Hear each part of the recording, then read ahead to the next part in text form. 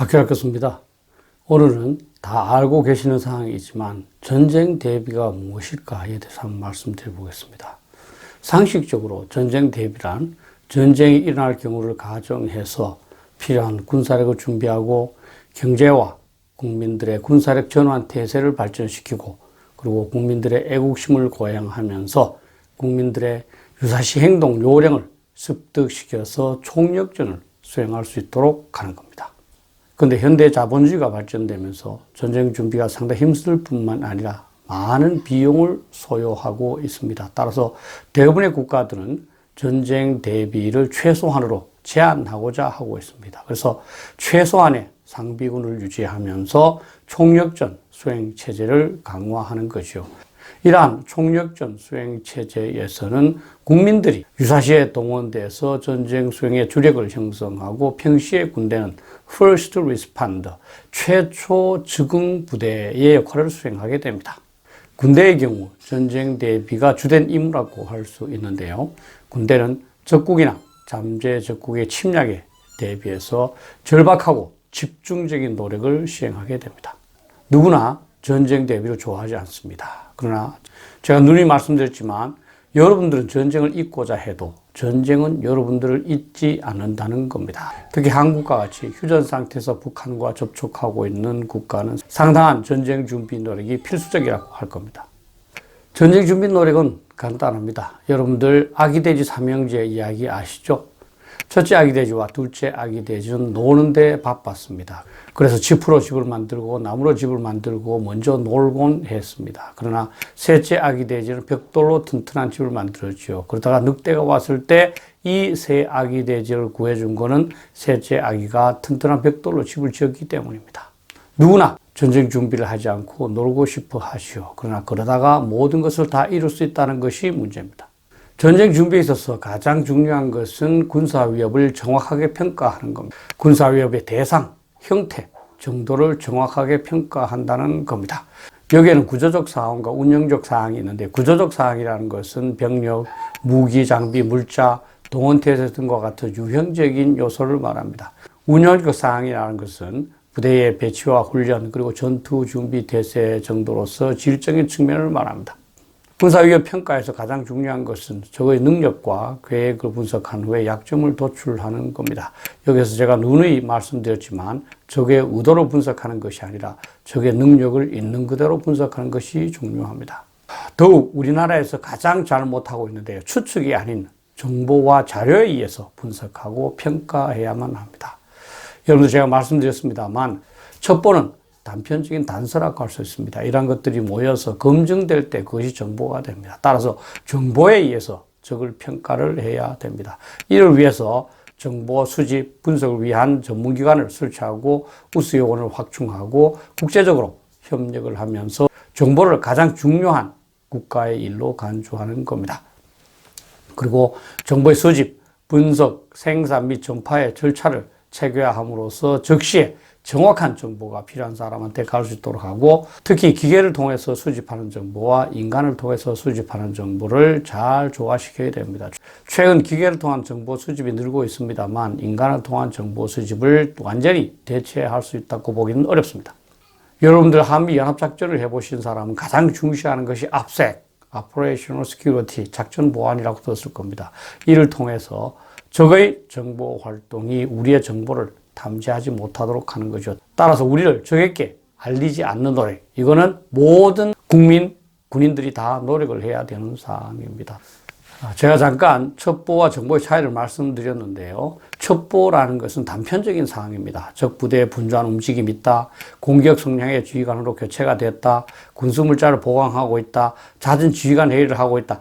이런 것들이 하나로서는 중요하지 않습니다. 그러나 이러한 것들이 하나하나 모였을 때 중요해지고 그것이 정보기관의 분석 검증을 거쳐서 정보화되는 겁니다. 그래서 저 공격이 임박한 것 같습니다 라는 정보가 나오는 겁니다. 그냥 추측하는 거에는 아무 쓰임새가 없죠. 오히려 도박처럼 나라와 나라의 군대를 위험에 빠뜨릴 수 있습니다. 위협평가 다음으로 중요한 게 무기장비 물자의 증강입니다. 이것은 전쟁 대비의 경성요소 하드웨어에 관한 사항이라고 할 수 있는데요. 대부분의 인간은 물질적인 걸 봐야 어떤 사고가 떠오르기 때문에 전쟁 대비의 실제적인 기준이 됩니다. 익히 잘 아시는 분도 계시겠지만 1970년대와 80년대 한국군이 집중적으로 추진했던 율곡 사업이 그 전형적인 예라고 할 수 있습니다. 여기서 중요한 것은 작전 수행 개념, 즉 어떻게 싸울 것인가 근거해서 소요를 결정해야 된다는 겁니다. 다시 말하면 어떻게 싸울 것인가 근거에 해서 어떤 무기, 장비, 물자를 사와야 할 것인가를 결정하고 그것을 예산을 편성을 해서 획득하는 것이요. 그래서 항구의 경우에 소요를 결정하는 기관은 항구의 합참이 되고 그리고 그것을 획득하는 기관은 방위사업청입니다. 근데 방위사업청에서 획득하는 방법은 크게 두 가지가 있습니다. 하나는 해외 구매이고 다른 하나는 자체 개발인데 대부분이 자체 개발을 선호합니다만 반드시 어느 하나가 좋다고 볼 수 없습니다. 상황과 무기체계에 따라서 달라야 합니다. 자체 개발은 자주국방이 가능하지만 실제 비용이 많이 소요되고 상당한 시간이 걸릴 뿐만 아니라 실패할 가능성도 적지 않습니다. 이러한 무기, 장비, 물자 증강을 체계적으로 하기 위해서 우리 한국군이 정립해서 적용하고 있는 것이 국방기획관리제도입니다. 그래서 플래닝, 프로그래밍, 버제팅, execution, evaluation and analysis 이러한 과정을 거쳐서 시행착오를 최소화하고자 노력을 하고 있는 거죠. 앞에서 율곡 계획이라고 이름을 붙였다고 말씀드렸습니다만 우리 율곡이는 임진왜란 전에 우리나라에 환란이 있을 걸 알고 상당한 준비를 건의했던 사람입니다.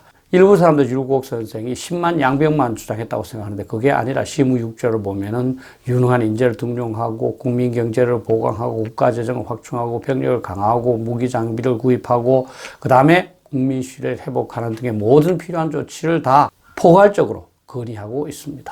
선조는 이 말을 전혀 듣지 않았죠. 왜냐하면 선조나 그 당시 조정 대신이나 국민들 모두 편안한 것을 좋아했기 때문이죠. 지금 상황과 크게 다르지 않습니다.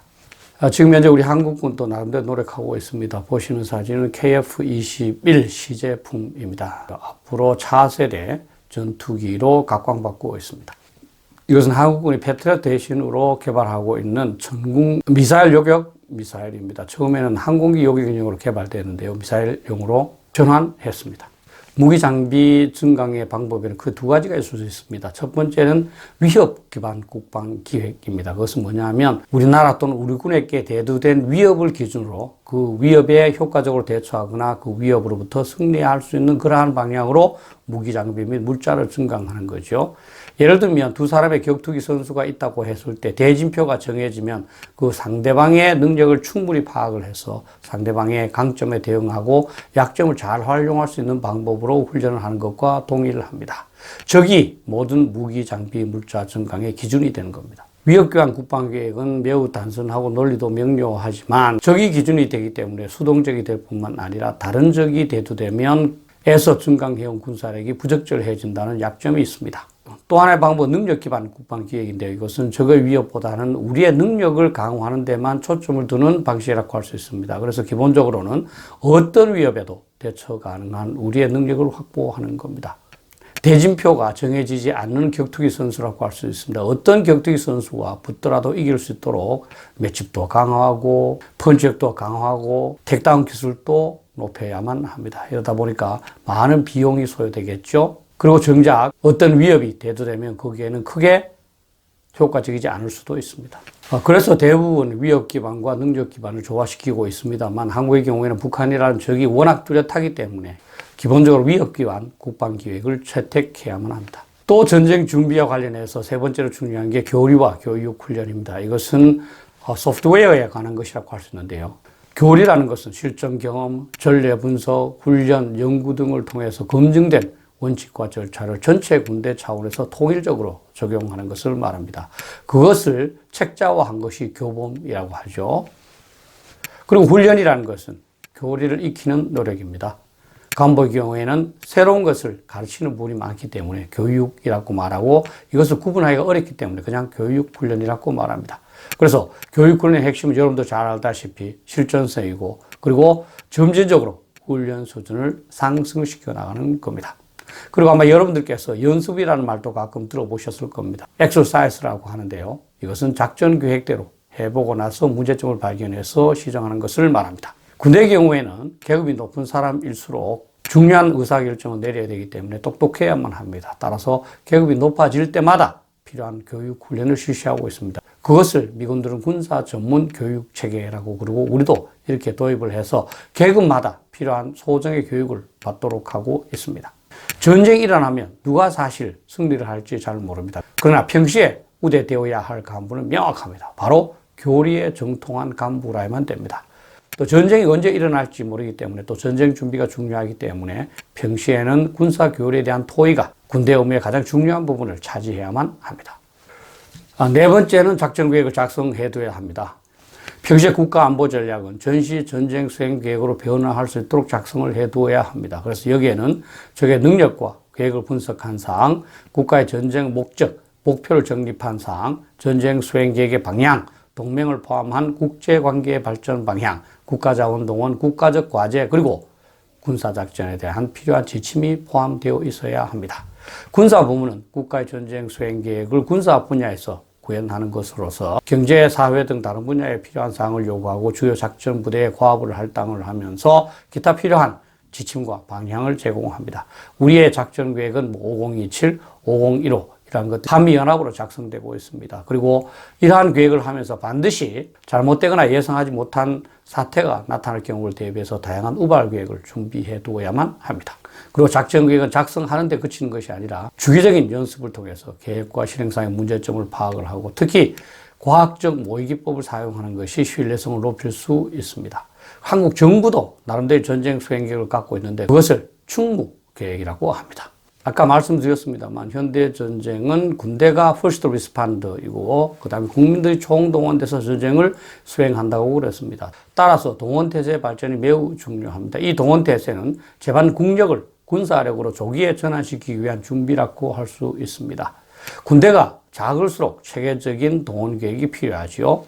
특히 동원 계획을 실행하는 것은 전쟁 돌입의 의사 표시로서 상대방한테 상당한 억제 효과를 가질 수도 있습니다.